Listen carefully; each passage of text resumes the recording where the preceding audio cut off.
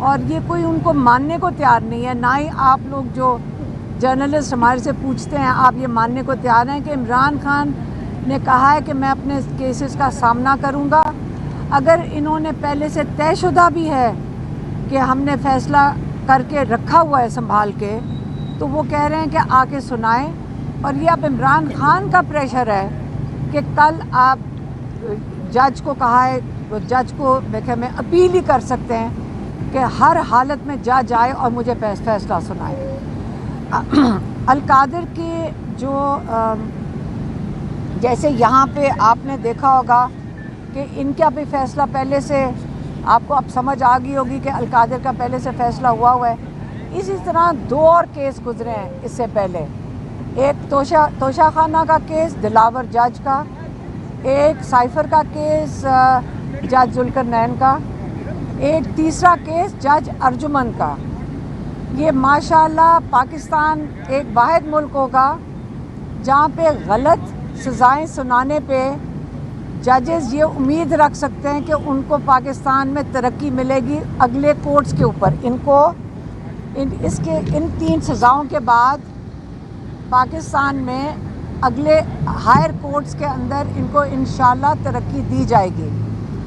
ہم جو عوام ہیں ہمیں ان کی قدر کرنی چاہیے, ان ججز کی جو ان مشکل حالات میں بھی اور بڑے پریشر کے نیچے, جنہوں نے پچھلے دنوں میں پچھلے 1.5 سال میں کئی ججز نے انصاف کیا ہے لوگوں کے ساتھ. انہوں نے صحیح فیصلے سنائے ہیں جس کو ہم پہچان سکتے ہیں کہ انصاف ملے.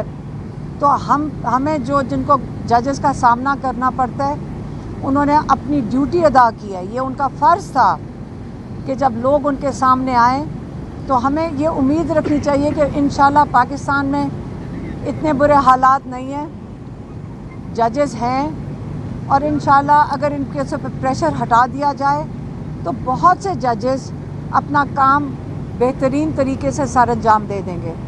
لیکن یہ بھی یاد رکھیں کہ اس وقت جن ملکوں کے اندر, اگر باہر کے ملکوں میں آپ ہوتے اور ججز غلط فیصلہ چنائیں, ایک فیصلہ ہوتا ہے کہ غلطی سے آپ ایک ججمنٹ دے دیں, ایک ہوتا جان بوجھ کے آپ ایک کیس میں غلط سزائیں سنائیں. کسی اور ملک میں آپ ہوتے اس وقت یہ جج صاحبان, ان کے اوپر انکوائری ہوتی, ان کے اوپر کمیشن بیٹھتی, ان کو سسپینڈ کیا جاتا, ان کو نوکری سے نکالا جاتا. تو یہاں پہ پاکستان میں آپ نے دیکھ لیا کہ اس وقت الٹا نظام چل رہا ہے. دوسرا القادر, پھر سے دوبارہ میں القادر یونیورسٹی کے اوپر بات کرنا چاہتی ہوں. آج ہم عمران خان سے جب بات کر رہے تھے تو یہ آپ کو پتہ ہونا چاہیے کہ عمران خان کہتے ہیں کہ ہمارے شوکت خانم اور نمل کے اندر ایسے ڈونرز ہیں جو 100 کروڑ دینے کو تیار ہیں. ایک ایکیڈیمک بلاک کا نمل کا ہم آپ کو بتا دیتے ہیں, آپ کو ایک ایگزامپل دے دیتے ہیں نمل یونیورسٹی کا, کہ یہاں پہ ہمارے ایکیڈیمک بلاک ابھی ڈیزائن بھی نہیں ہوا تو لوگ اپنا صدقہ جاریہ دینے کے لیے پاکستان میں لوگ بہت اس طرح یہ چیریٹی دیتے ہیں, بہت ہی زکوٰۃ اور صدقہ جاریہ دیتے ہیں. اور لوگ ہمارے سے پوچھتے ہیں کہ آپ کا ایکیڈیمک بلاک کب بن رہا ہے, کب اس کا ڈیزائن ہو رہا ہے, تاکہ ہم اس کو اسپانسر کر سکیں.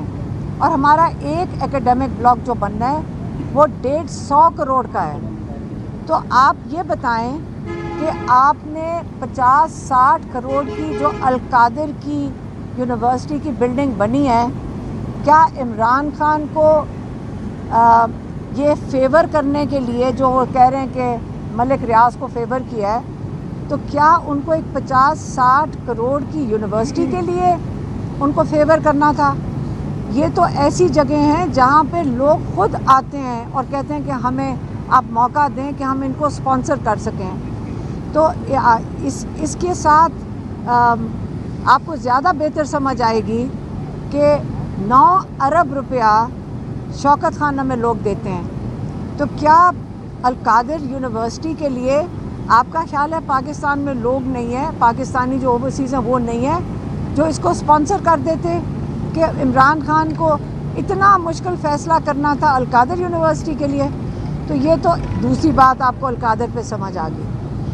تیسری عمران خان نے بات کی ہے نیوٹرل امپائرز کی.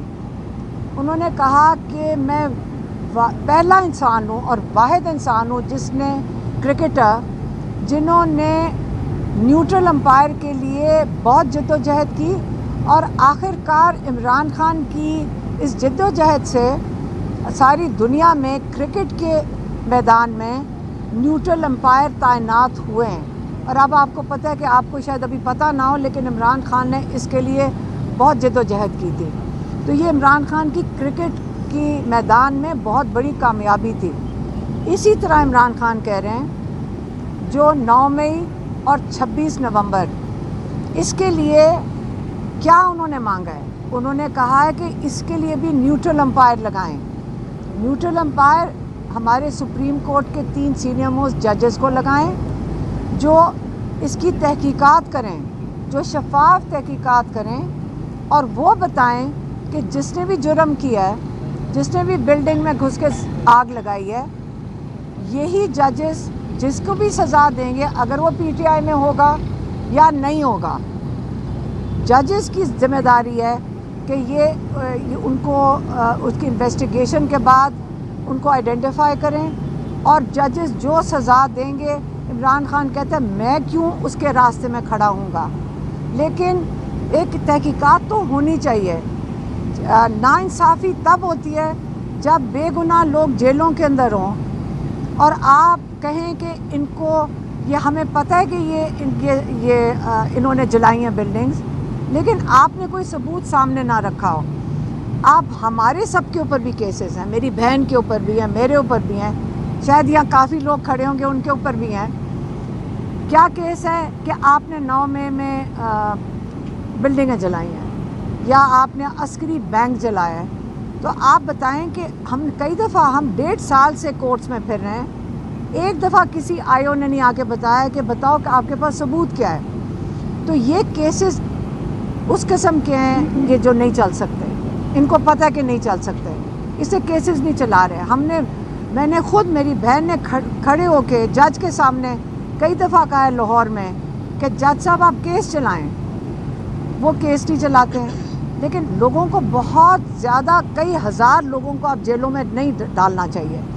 تو پھر سے عمران خان نے آج کہا ہے کہ میں نے ایک کمیٹی بنائی ہے جو مذاکراتی کمیٹی ہے, یہ ان کی ذمہ داری ہے.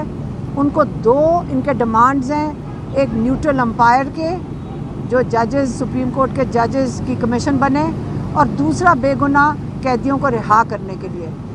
یہی ان کے 2 مطالبات ہیں. مذاکراتی کمیٹی کو کہ انہوں نے کہا ہے کہ میں نے پوری اتھارٹی دے دی ہے, وہ یہ اس کے اوپر کریں گے کام. اور یہ اب وہ کہتے ہیں کہ اس کے علاوہ جو یہ کہہ رہے ہیں کہ ڈیل ہو رہی ہے, وہ دوبارہ انہوں نے کہہ کے بھیجا ہے کہ کوئی ڈیل میں نہیں کر رہا ہوں. بس یہ ان کا آج پیغام تھا, وہ ہم نے آپ تک پہنچا دیا. میڈم یہ بتائیے گا کہ خان صاحب نے آج اس بات کی تصدیق کی ہے کہ بیرسٹر گور کی ملاقات ہوئی ہے آرمی چیف سے, اور اس کی تفصیلات بھی انہوں نے مجھے بتائی ہے. تو بیرسٹر گور خان نے بھی ایون تصدیق کی ہے, ان کے ساتھ ہی تھے. لیکن بیرسٹر گور اب کہہ رہے ہیں کہ عمران خان نے کہا ہے کہ میری ملاقات ہوئی ہے آرمی چیف سے, میری کوئی ملاقات نہیں. دیکھیں ہم وہاں کھڑے تھے جب عمران خان آپ سے بات کر رہے تھے. دیکھیں عمران خان نے یہ بھی کہا ہے کہ ہم نے کبھی دروازے بند نہیں کیے. جب آپ سے بات کی تھی, یہ ہمارے سے بات نہیں کی, یہ آپ سے بات کر رہے تھے, انہوں نے کہا کہ ہم نے کبھی دروازے بند نہیں کیے.